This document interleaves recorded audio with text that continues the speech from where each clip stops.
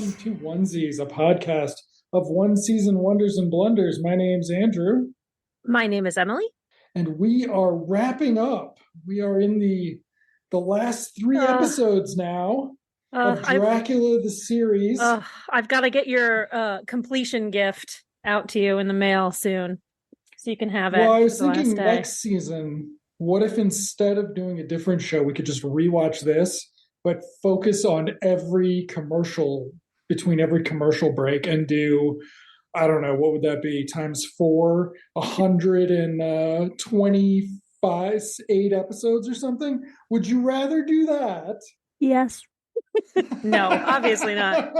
Obviously not. Yes, and she's actually married to Joe Ronsetti, everyone. That's the spoiler. I'm not married to Joe Ronsetti, unfortunately. Okay. Could have let that bit go for the end of the episode, just saying. All right. Joe Ronsetti. We'll get a letter from his solicitor. Okay. What are your 3 things? Oh, wait, hold on. The episode is called Bats in the Attic. Mm-hmm. It guest stars Phil Bedard in a bit part, but Jack Bloom of Meatballs won. He played Spaz in Meatballs, if you want to talk about problematique. As though Meatballs itself were not problematique. But yes, so Meatballs is a 1979 Canadian summer camp comedy starring a young Bill Murray that was famous for starring Bill Murray. And I believe it sucks big time. I can't remember for sure, but I'm pretty sure it does. I don't know, but I feel like they reference Meatballs in episodes of Freaks and Geeks. I feel like the geeks reference Meatballs. They really liked Stripes too, and that sucks. Yeah, so they're big comedy heads, and Neil was a Bill Murray fan. So anyway, my 3 things. Yes. I want third-rate zombies and swaying sight gag. Okay. Yes. All right. So mine will be continuity would be too easy. I don't know. Not funny. Gustav. Herr Bluken made me laugh because it reminded me of Young Frankenstein. Okay. So this is hard. I've got some, but you sort of took. Okay. So I'm just going to go with Hot and Steamy. This I don't have starred, but this will encompass some things quite well. Stately, plump Buck Helsing, and passive misogyny. Okay, great. Okay, none of the things I had done, but except for Hot and Steamy, of course, because. Well, I left that for you. Well, I thought we would have more. We could also do a t-shirt for the bookstore. So, the episode opens with a schnitzel delivery at a bookstore. I was so excited for the Hot and Steamy Schnitzel delivery guy because he doesn't have a picture on IMDb, and he is credited as Hot and Steamy Schnitzel delivery guy. Folks, it let me down. So it's called Hot and Steamy Schnitzel. That is the name of the schnitzel shop. And it's in English, which raises our traditional problem. And the delivery guy looks like the guy who might deliver your food, deliver your pizza, He's a DoorDash guy. Yeah, he's a DoorDash guy. I Googled Hot and Steamy Schnitzel Luxembourgish to English. And the second result is Dracula the series Hot and Steamy Schnitzel Delivery Boy. Okay, so, but the bookstore is called the Librairie. So I didn't get the full title of it. Yeah, it's like 2 people's names, I think, but it's not the guy who we meet, the character who we meet. Yeah. But Hot and Steamy Schnitzel Delivery Guy is wearing the best sweatshirt I've ever seen that just says Hot and Steamy. And Andrew, make me one. I want a gray sweatshirt, crew neck. That's what I want. Hot and Steamy. Baby. Merch, everyone. You got it. That'll be our downfall. We're gonna start taken over the trademark on Hot and Steamy Schnitzel, even though the shirt doesn't say Schnitzel. No. It just says Hot and Steamy. And that's all I And want this it to say. is, it will. And this actually, I'm going to photo reference it and create it perfect. Beautiful. So yes, Schnitzel guy gets to this bookstore, and a weird young man opens the door and says, "Oh, that's for Alfred. He can't come down and you have to take it up because I'm afraid of heights." And so Hot and Steamy Schnitzel guy takes it up the stairs, saying things like, "I've got your schnitzel. It's hot and steamy." Okay, I don't know. Whenever I hear something like that or sliders, it's dog shit and snow, right? Like Midwest, it's dog shit and snow. When you're like, you don't have a dog, but your neighbor's got a dog, you're like, what's going on over there? When you're a little kid and they're like, yeah, it's the dog shit. It's hot and steamy in the snow. Yeah.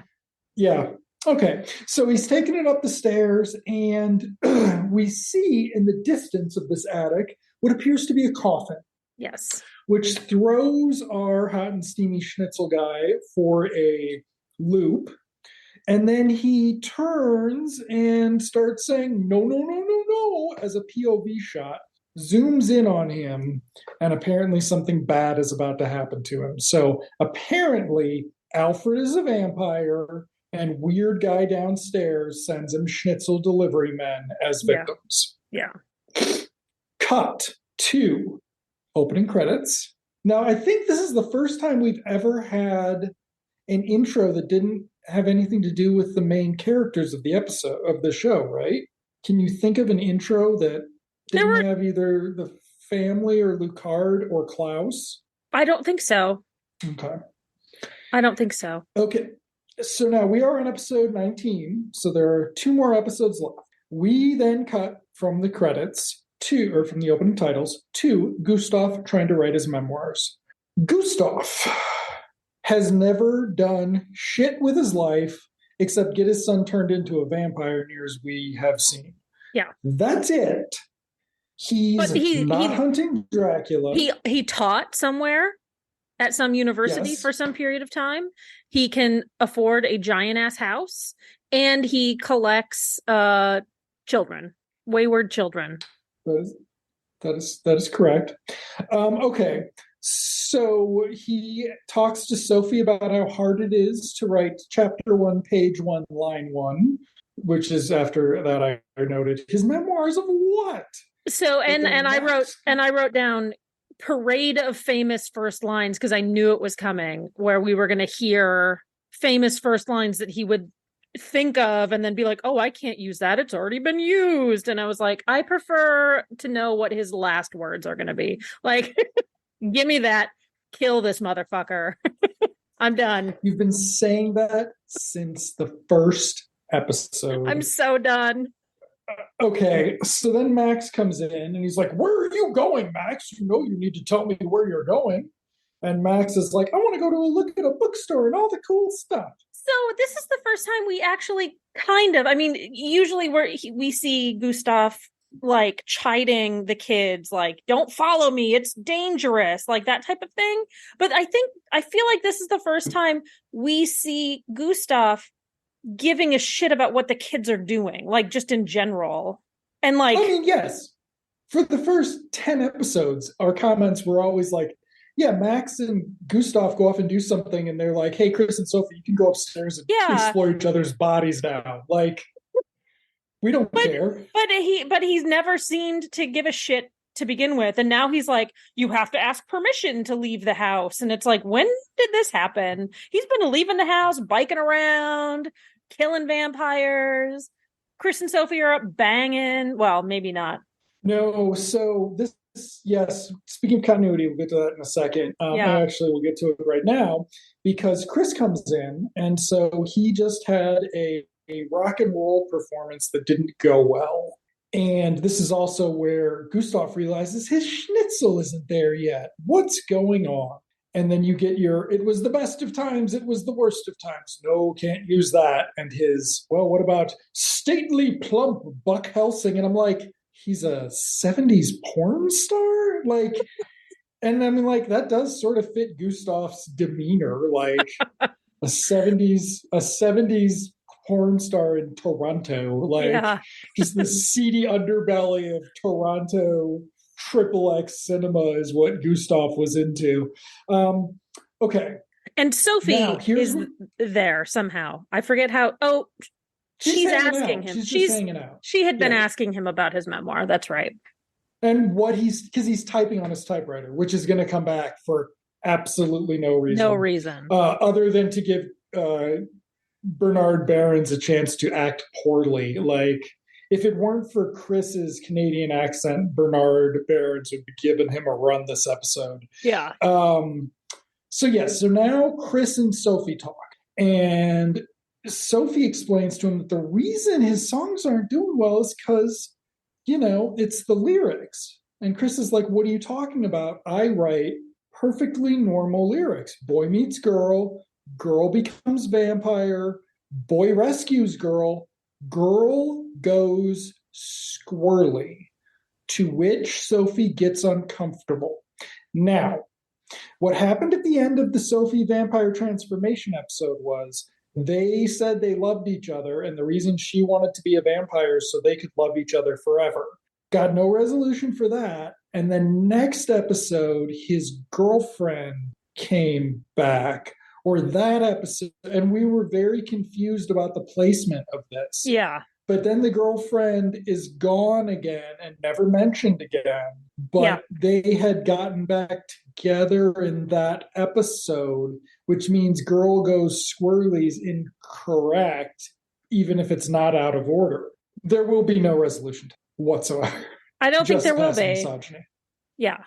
No, and that was really stupid, and I hated it. But Sophie's doing this thing that she had been doing, where she's like all sultry, like, "Hey, Chris," like this is how she's gonna try to get what she wants, right? She's got suggestions. I'll write the songs for you.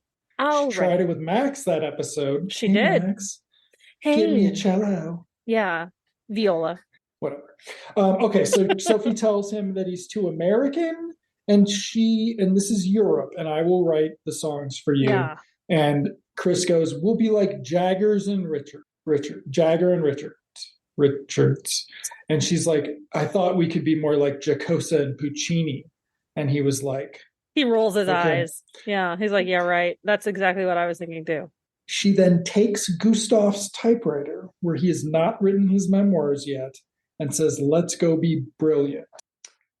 Okay, cut to daytime castle. We missed my thing, though. What thing? My first thing. I want. Chris is like, so do you want to go in on this together? You want to write music for You want to write the lyrics for me? Do you want to do that? And she goes, I want. Like, she gets right in his face, and it's this gross, sultry thing that she's doing. No. I say no. I don't want. I mean, I think Michael Bay would disagree with you about sexualizing teenage girls for the audience. Like, well, we lost our Michael Bay audience for this. Way to go. I didn't realize there was that Venn diagram for Woody Allen and Michael Bay, but there really is. Wow. Somewhere Woody Allen's just like, Michael Bay really got a bum rap for the way he treated Megan Fox. Bunch of libs. The libs were after him. Okay. God, anyway. Woody Allen would never say that. He'd have Diane Keaton say it for him. Okay, moving on to the castle. Hey, she doesn't do a lot of interviews anymore. On to the castle. So it's the castle during the daytime, and it looks entirely different than the castle at nighttime. Yeah. Very weird. To the point I'm like, that's not the same castle. Did he move? And it's like, no, it's the same interior set. And I'm like, that's not this. But yes, so Dracula is there with his butler, Felix, and then another vampire, a zombie vampire. Yeah. Now, we learned about these zombie vampires. They were given that name only a few episodes ago, but they've been part of the show since the beginning. And it's like they forgot to fucking explain it to us when they could have done it in the pilot, or at least in the first episode after it got picked up. But I don't know how Luxembourgish Canadian co-productions work with pilot season. So Dracula is ranting about a impurities in the vampire population, sounding very Eugenics. Luxembourgish. I was going to say, which side was Luxembourg on in I don't think they were on the side. 1944? I don't think they were on the side. Okay, but this is where your lean is. This is where you get the first comedy beat, and I was like, "What the hell is going on?" This is where the episode turns a corner after Hot and Steamy. Yeah. So this swaying sight gag thing that they do. He's talking directly to the third-rate zombie, which I don't know what that means. Like, what is a third? Like, zombies are brainless servants, right? In this context. So what is a third-rate zombie? Is it because Lucard dresses his in tuxedos and this guy's dressed up like a gardener? Is it a classist thing?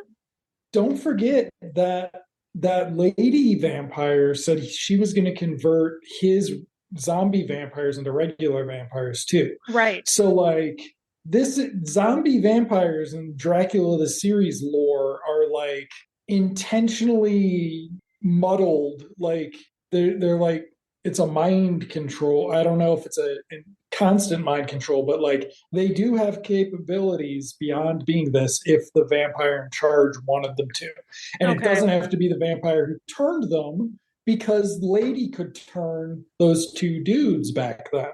So it's like, so I know we haven't quite gotten to it yet. So this, well, we'll get to the hot and steamy zombie later, but I have questions.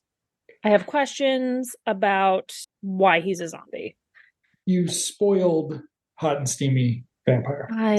I'm so sorry, listeners. The sight gag, yes. So he's talking to this third-rate zombie, and you get a shot of Lucard's face and the back of the zombie's head, and the zombie's sort of swaying back and forth, and I'm doing it. I don't know why. You can't see me.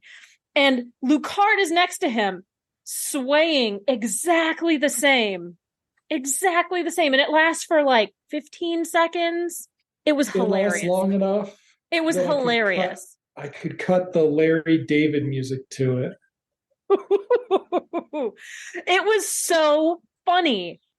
Well, I don't know if it was intentional or not. It was intentional. That was my first thing. I was like, are they fucking up? And I'm like, no, this is a comedy beat. Out of nowhere. It was so good. Why am I loving Lucard more and more? Like, why? Because he's gotten better while everything else has stayed the same or gotten worse. He's so good. A marked improvement. Yes. He is so good. If it were just his show of his like silly vampire adventures, it could work. If it was just him being kind of snobby and sophisticated and also doing these weird snarky comedy things, I would love it. Yeah. Let's do that. Let's do that show. Let's get Geordie Johnson on the phone. Doesn't seem like he wants anybody to contact him based on his IMDb profile. He seems to not be trying to dig up the old fan base. Okay, so then he tells the butler Felix to take this wretched thing out and liquidate him. And then they leave, and he says for the audience, looks like there's a rogue vampire for me to deal with. All right. Now we get to hear some of Chris and Sophie's music. So maybe the reason Chris is not doing well over there in the Eurovision contest is because he's doing rockabilly. So Chris is playing rockabilly and Sophie is dancing. Out comes Sophie Nix. Sophie Nix comes out wearing her long, lacy dress, kind of running around on stage. I don't have positive opinions about Stevie Nicks, so she just kind of looks like a ding dong dummy. And I wrote down bad poetry, oh noetry, because I mean, essentially what she's doing is like interpretive dance, poetry, like an art performance over rockabilly music. Yeah, like it's so bad. And so they've never shown her playing an instrument with Chris. Like we've never actually seen them try to collaborate musically. But then, yes, she does her performance. Do you need me to get that for you so you can include it? No. Will they ding us if we include this? Okay. But then we cut to a reaction shot from Chris. And like has happened in the last few episodes, there's no reaction shot. It's like they cut to the reaction shot and then immediately cut without time for the reaction to come in. So it's like, was there a scene there? Like, what is going on? Yeah. Instead, we cut downstairs to Gustav realizing after hours that his typewriter is missing. Why did she need a typewriter to write this poem? Why couldn't she just... Dude. It was the 90s. She could have just written on it on a notebook. What? She's in Europe. Doesn't she know how to like do calligraphy? Haven't you ever read a Peanuts cartoon? You write with your typewriter, obviously. Snoopy does it. Gustav and Sophie do it. Okay. This is terrible. Here we go. Yeah. All right. Yeah. Gustav's looking for his typewriter. Max comes in with Lawrence. From the bookstore. From the first scene from the bookstore. Lawrence looks at the cross on the Magyar cross, episode 2 Magyar cross, smiles at it, and gets introduced to Gustav, who Max introduces as a vampire expert. Does he introduce Lawrence as a vampire? He introduces Gustav as the vampire expert. Gustav gets a little upset that Max is telling people talking about vampires again, you know? Yeah. And then Max is like, no, Lawrence knows a lot too. I thought we could share notes or something. And Gustav's like, well, I need my typewriter. And so he then accuses Lawrence of taking it in a failed comedy beat. And points was it a poker for a fireplace at right at his face. It's not dumb. Good. It's very dumb. So then Max is like, but Lawrence has taught me some interesting ways of killing vampires. Did you know you can kill a vampire with a church Saxon shovel? Did you know you can seal them in their coffin with a silver nail and hammer? Pin on that. Yeah. And then Lawrence is like, oh, and then you've got the cross of the Magyars, but it wouldn't work on me. And Max is like, of course not. You're a vampire. You're not a vampire. You're not a vampire. You're not a vampire. And then Lawrence is like, well, yes, it would. Or no, it still wouldn't if I were. But why? Max asks. And Gustav is like, because you invited him in, Max. That's what you're not supposed to be doing. Yeah, you idiot. You fucking idiot asshole. You little shit. Stop inviting people into our house. They could be vampires. Fucking moron. To which Max then says, did you know Alexander Lucard is a vampire? And then we have this weird thing where Lawrence takes a while to realize that he knows who Alexander Lucard of Lucard Industries is, even though his town is the worldwide headquarters of this mega corporation. And as he mentions, he walks by the Lucard's castle every single day. Yeah. Stupid. And Gustav is like, oh no, it's just a rumor. It's just a rumor. It might not be real. Oh, we're also getting no follow-up on on last episode's ending where Lucard killed the person who was going to out him either. So we never find out Gustav's reaction to his former student being suspiciously dying in a plane crash. We should make a list of all of the loose ends that this show leaves. That's what we're doing next season when we go through it.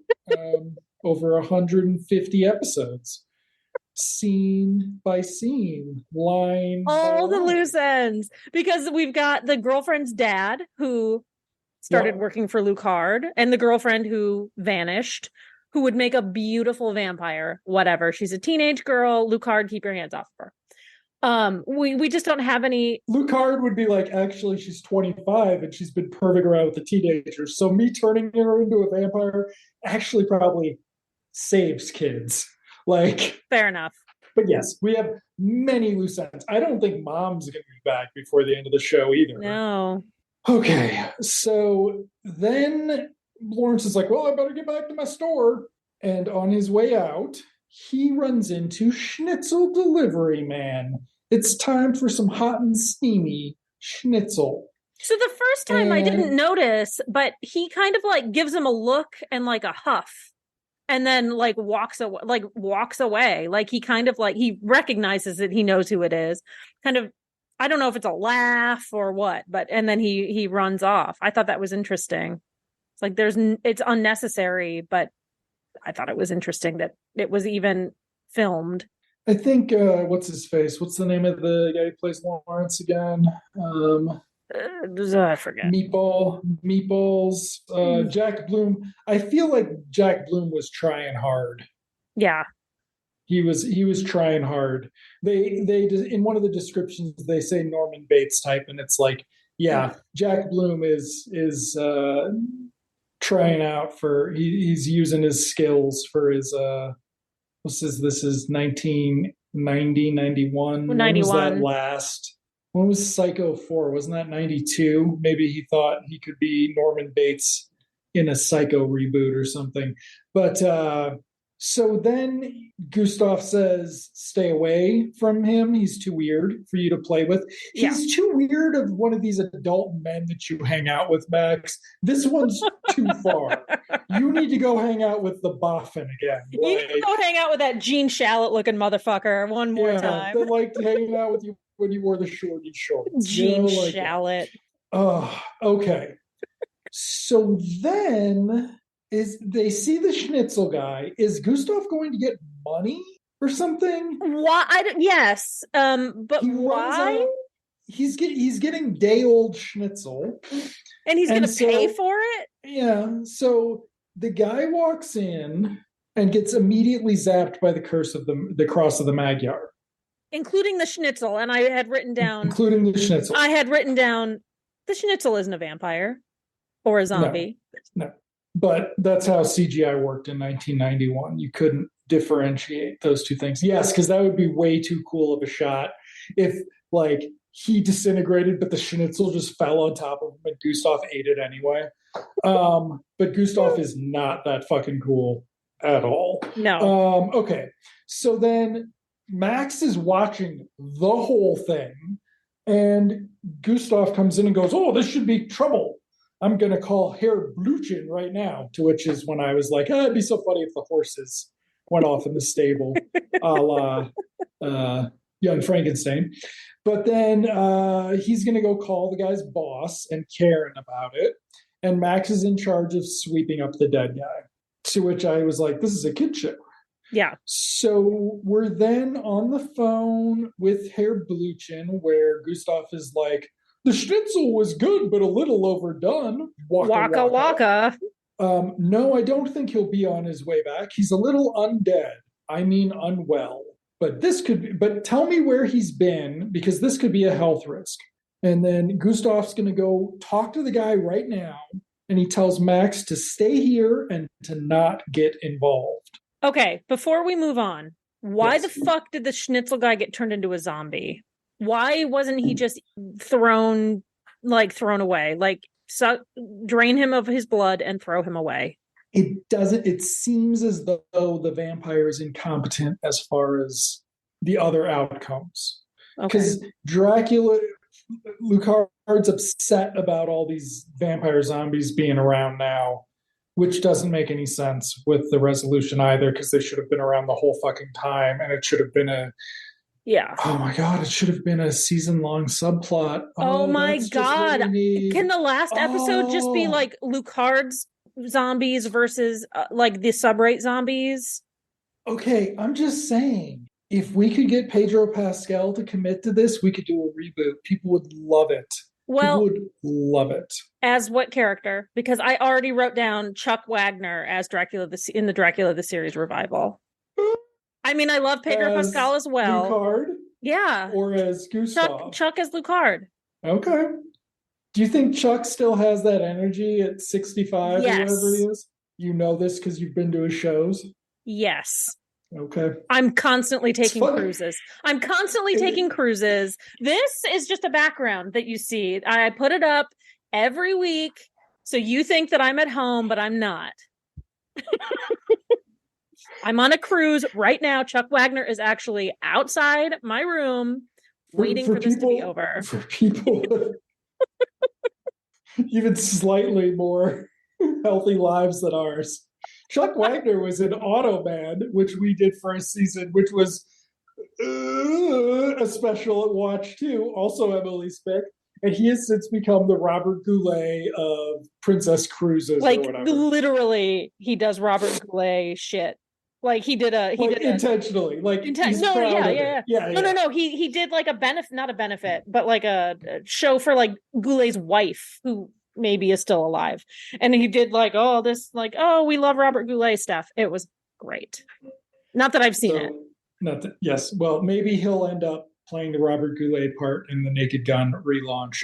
But okay, so Mr. Lawrence Lee is at the castle. He has come to visit Dracula. This is also an interesting episode because we never see Lucard at his office. Yeah. And also, speaking of those other loose ends you were wondering about, all of those professional people that Lucard turned into vampires to work for him as his brain trust, they've never shown up. Never. Okay. Lawrence wants Lucard to turn him into a vampire. And so we get this weird moment where he's really creepy. Lucard's like, I always like meeting new blood. And Lawrence is like, well, I want to offer you some new blood. And then, you don't know what I mean by new blood. And then he's like, yes, I do. And he shoves out his neck. He pulls down that ugly, stupid turtleneck that he's wearing and exposes his neck. And then there's a commercial break, but he's literally begging Lucard to turn him into a vampire. Please, please. He's like a sniveling weenie begging Lucard to turn him into a vampire. It was so uncomfortable. What are you talking? You're on Twitter. You've seen people reply to Elon Musk. That's far more. I'm barely on Twitter. This is far less pitiful than that. Yes. To which Lucard stops in the middle of his full fang out and says, I don't think you want to be a vampire for the right reasons. Yeah, he goes on a tirade about, they don't appreciate me and they think that I'm not, but we never find out who they is. They underestimate me and they don't take me seriously and blah, blah, blah. Do we? Well, I mean, they don't exist. They are a figment of his imagination. This is what we'll discover. But Lucard's like, you think being a vampire will make them think of you as significant. And then Lawrence is like, try telling me I'm insignificant when I drain their blood. Yeah. And Lucard's like, you've got an axe to grind. I don't want another vampire like that. Klaus reference. Speaking of loose ends. And then Lawrence is like, I want to be the most popular or the greatest vampire in the world. And Lucard's like, that position's already been filled. Yes. And then Lawrence is like, you're my last chance, to which it's like, well, no, there are other vampires out there, right? Like, yeah. And then Lucard, in the first scene we see him in, was just complaining about how there were too many vampires. Those were zombie vampires, though. They can't turn people. Okay. And then Lawrence drops the Alfred won't do it. And Lucard's like, wait a second, who's Alfred? Yeah. And Lawrence says, he's my friend who lives upstairs and won't make me a vampire. And then when Lucard asks if Alfred is a vampire, now remember, we've seen that coffin upstairs, Lawrence gets cagey, but then Lucard says, okay, give your address to my zombie vampire butler, and I will visit you sometime to accommodate your wishes. Yeah. Now, cut to Chris and Sophie preparing to go out and play music on the streets. Chris has some Canadian accenting here, but there's also this weird subtext to the scene where Sophie's like, you don't have any faith in us. And Chris is like, I do have faith in us, Sophie.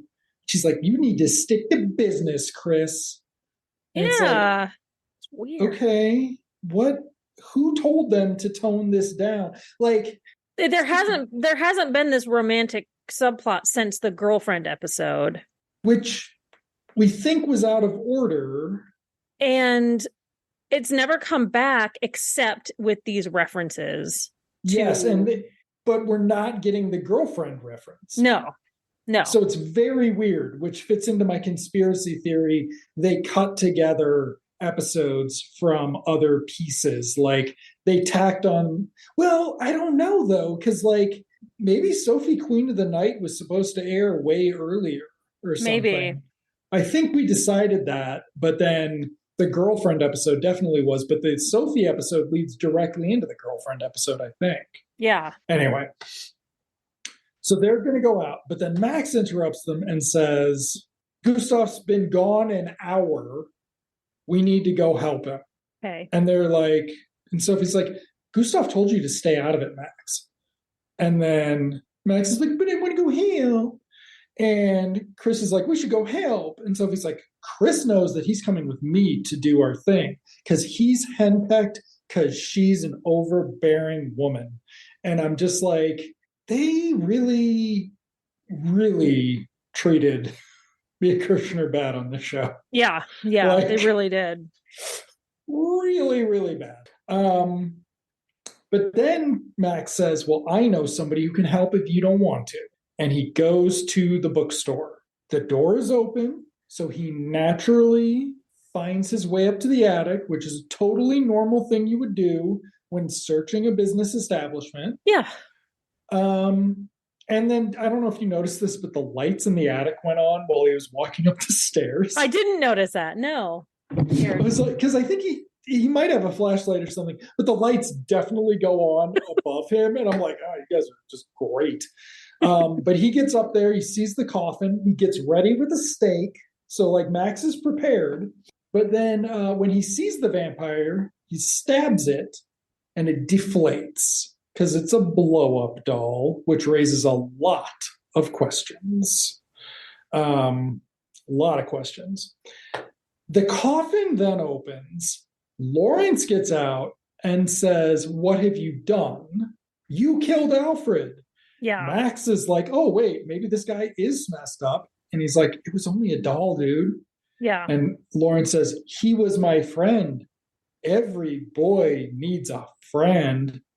You've done a terrible thing, and you will be punished. But wait, Lucard comes in the blue transporter. Oh God, what would they have even cut this on? The school AV lab transporter beam comes in, and Lucard appears. And okay, well, we're missing this that. Lawrence's personality seems very different at this point, right? Yeah. And he fangs out, too. He's already fanged out before Lucard shows up.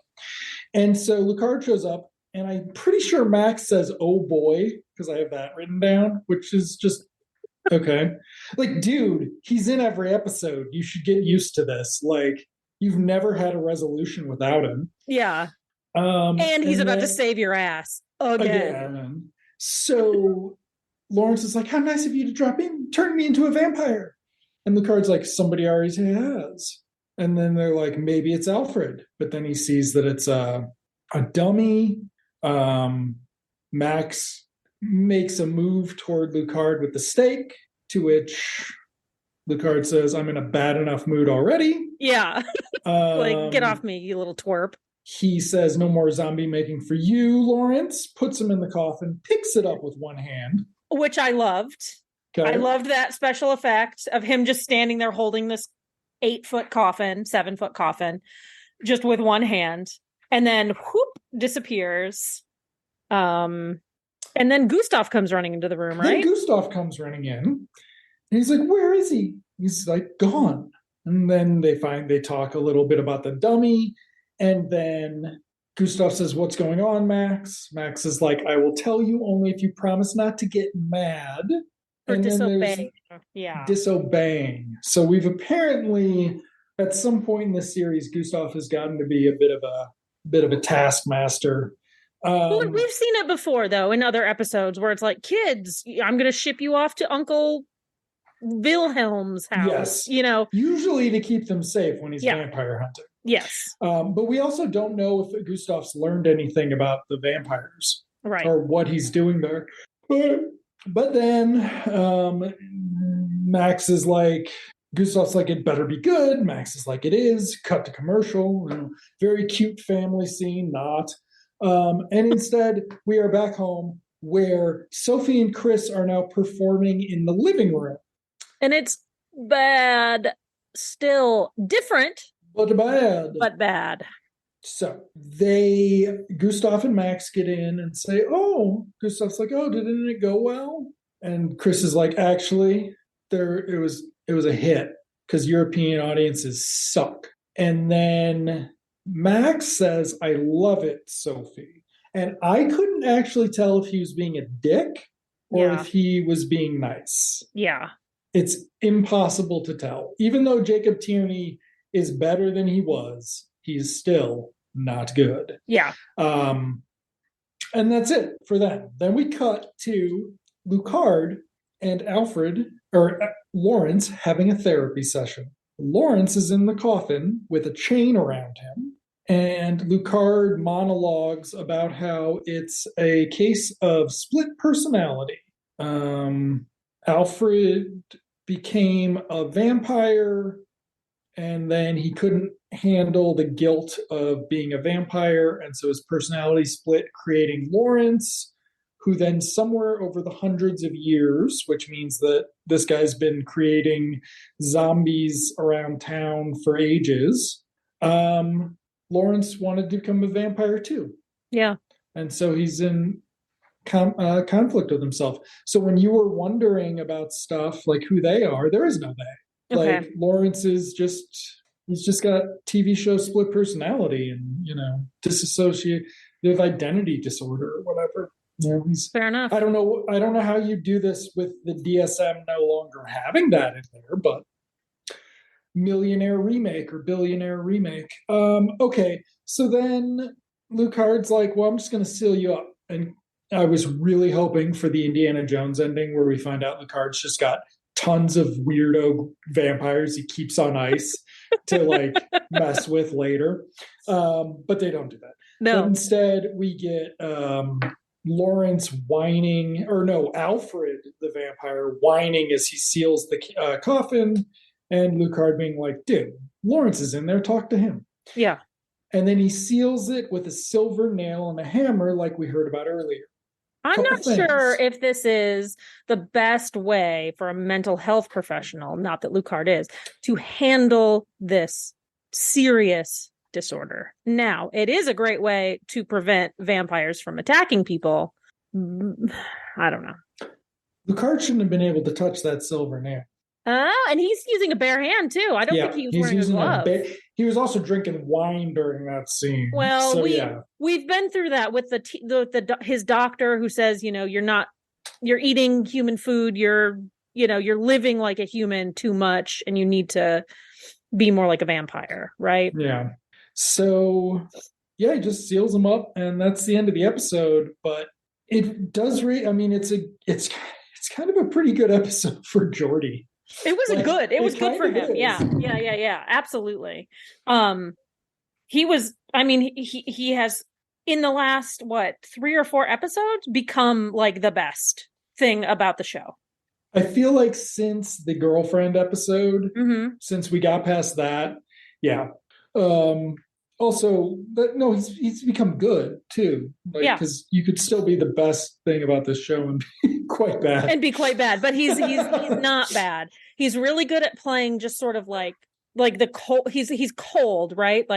And so he's good at being the straight man in terms of comedy. But he's also just much better. Yeah. Maybe he's not so physical, except for the fake lifting of the coffin. He's not so physical. We don't see him moving a lot. He's just kind of standing still and there's a shot right on him. Yeah. Maybe that's what it is. Because he was like in cars before and walking on the street and in his office. I don't know. They've also Maybe got, just everybody else is so bad and him playing opposite them gives him the opportunity to like really shine. I mean, no, because they were all really bad at the beginning of the show. So yeah, I think it's just some sort of, well, they did make some change. It's the new hair. His hair got bigger and it allowed for better acting. That's gotta be it. That's gotta be it.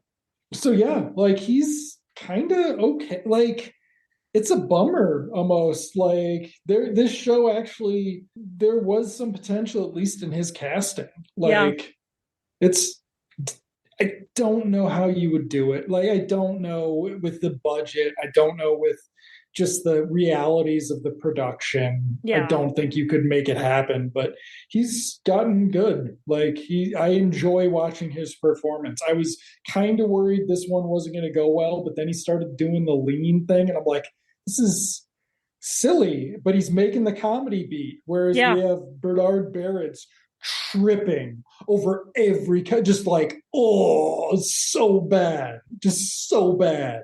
Oh, no, man. I'd like to bring Geordie back and maybe have Chuck Wagner be like his brother or something, and they can be vampires together.